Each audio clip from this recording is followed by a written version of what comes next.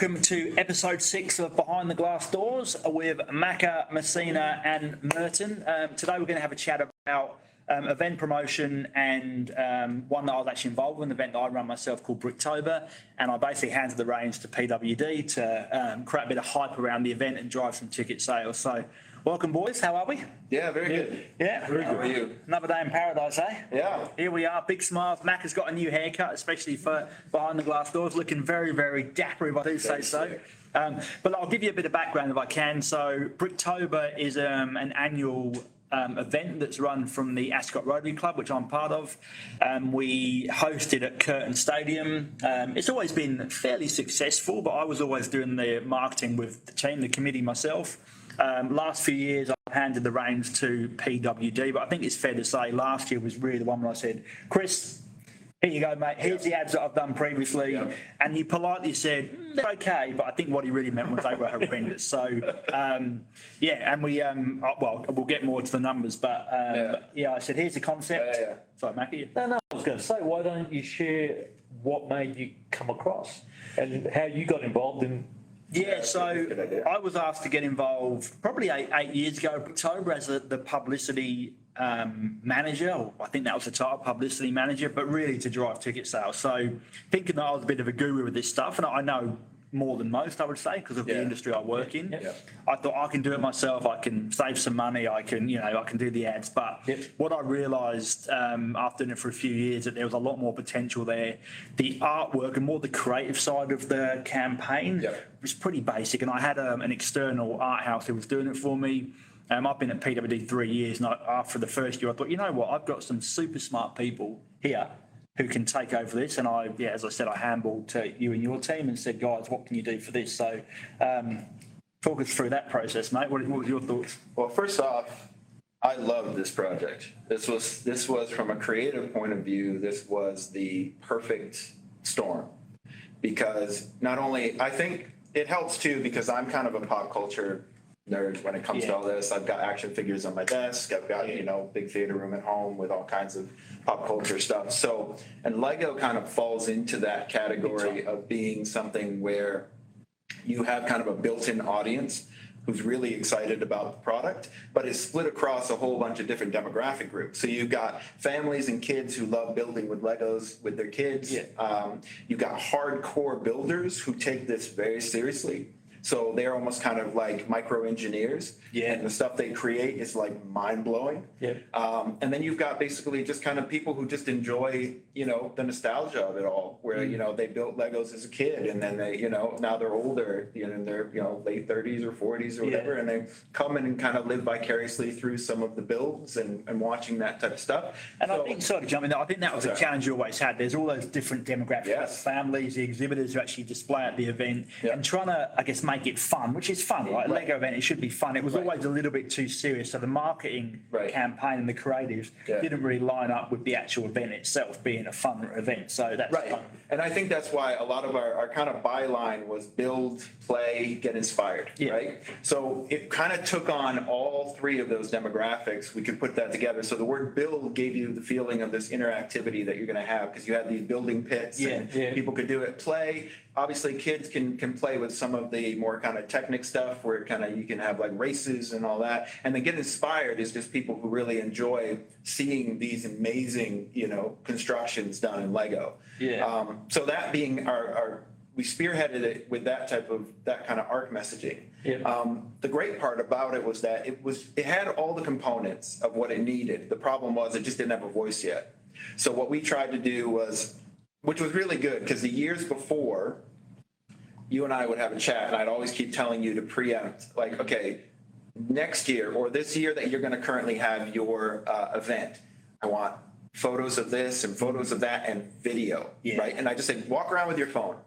It doesn't have to be anything. I was a massive kind of stalker, just going around, and I obviously got permission. It was great. It was great. So. But that's really because we knew, like, if we got this picked up the next year, having a lot of video and good photography, just basically of the tables, then we had enough material where we could kind of, because the first time that we got involved, before we got kind of into the full mix of it all, we we just kind of had a few things that were given to us from yourself, Exactly just right, in yeah. terms of photographs, and you can use this and not use this. But this time we were able to kind of help create a little bit of art direction for the next year, talking to you and saying, while you're there, here's kind of a little tick list when you ever get a chance.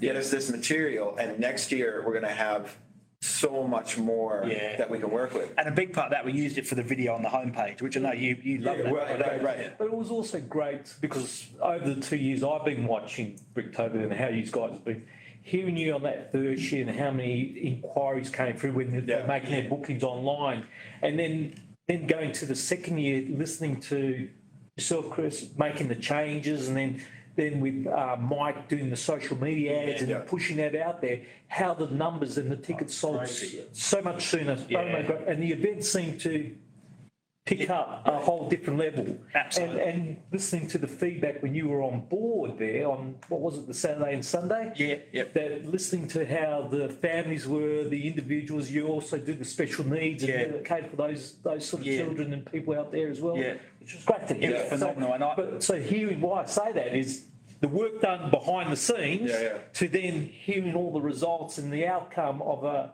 not-for-profit sort of great to hear. And all the money raised goes to charity, so it's a really good cause. But, something that I'll bring up then, you're exactly right.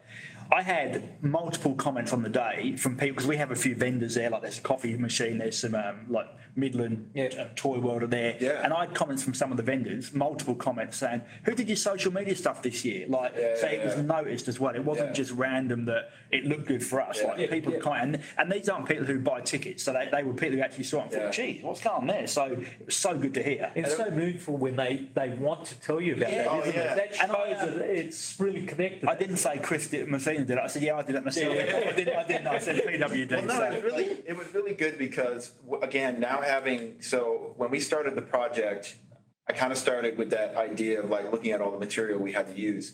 And because you gave us photos of the table, I now was able to look at the table and isolate different things on the table to be able to use as my kind of creative. So I would cut out all these different things that were already kind of sitting on the table and isolate them in their own kind of space on the ads. So we created a really cool, we had the stud background and we had the broken edges with a little bit of yellow punching through. We took all the typography and just tipped it slightly.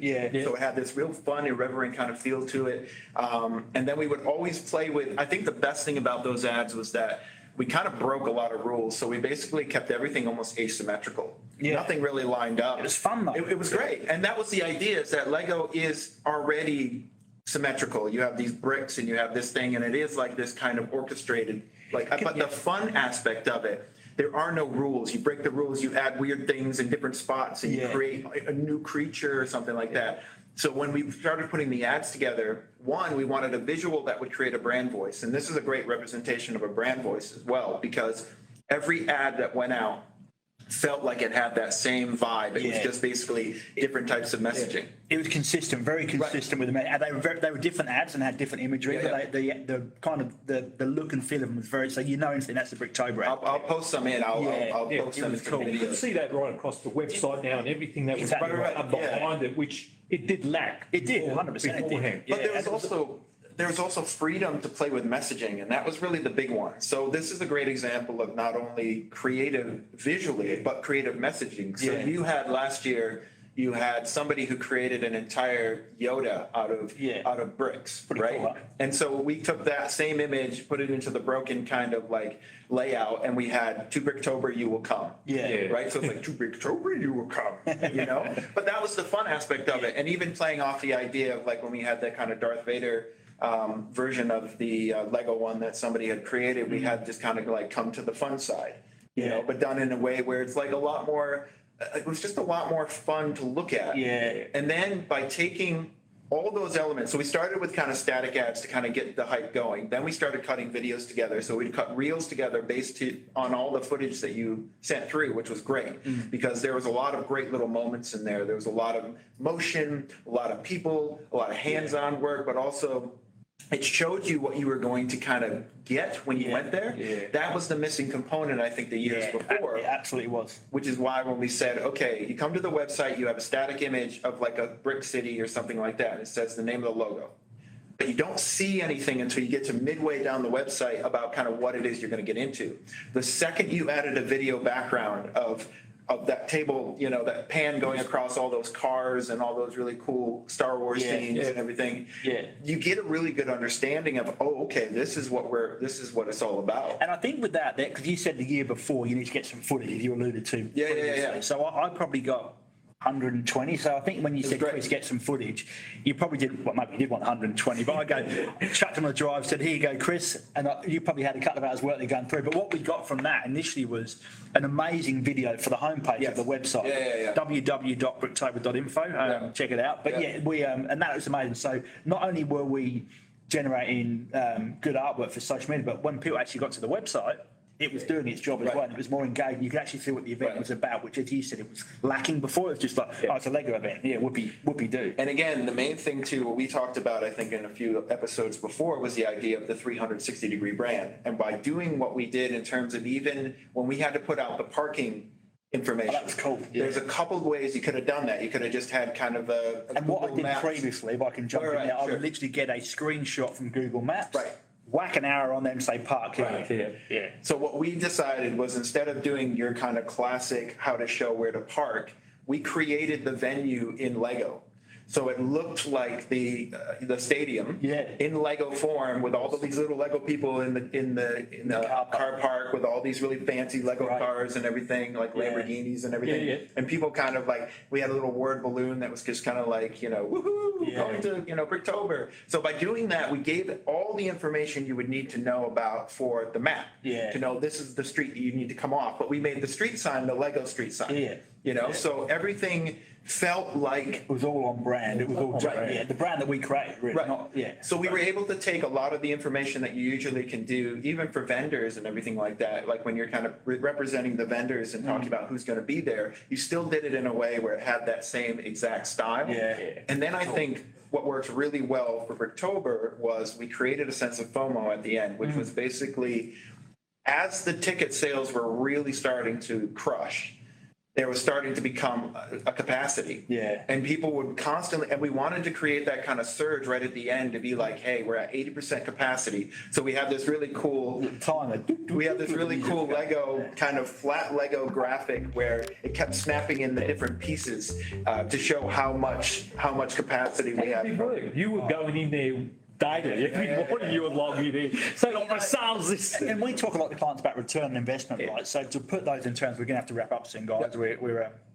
Time has flown by, but we had our record-breaking year. We literally had to, because it's done in sessions, Bricktober, we literally had to close off sessions because we could not fit any more people in. And we had a bit of, I can't get in, but do you know what? And that's what you want. That's what you want, That's what you want. Obviously, we want to get everyone in there, but we literally couldn't. We had to close off online sales. But you also, what you do is you hype up the next year as well. So the next year that Bricktober comes around, and if you want to do, you know, you keep the similar style, but you change it just a little bit so it feels a little bit new, but it still has that kind of vibe and that kind of fun factor to it. It was, like I said, it was a dream project. I was so happy that it worked out the way it did, and it was very smooth. And I was saying to you being the client was a little bit kind of daunting, because I remember when I created I'm an asshole. How was it? You can say how he was. Well, we created all this really great material, and we liked it a lot. And then it was like having to present it to you and be like, have to show it and pitch it and board it. And you were right on board straight away. And you said, hey, look, you know what you're doing. I love everything you're doing. And you left us alone. So we were able to keep creating without really a lot of parameters to kind of, tether us. And we spoke before about the ideal client. Let us do our job. And I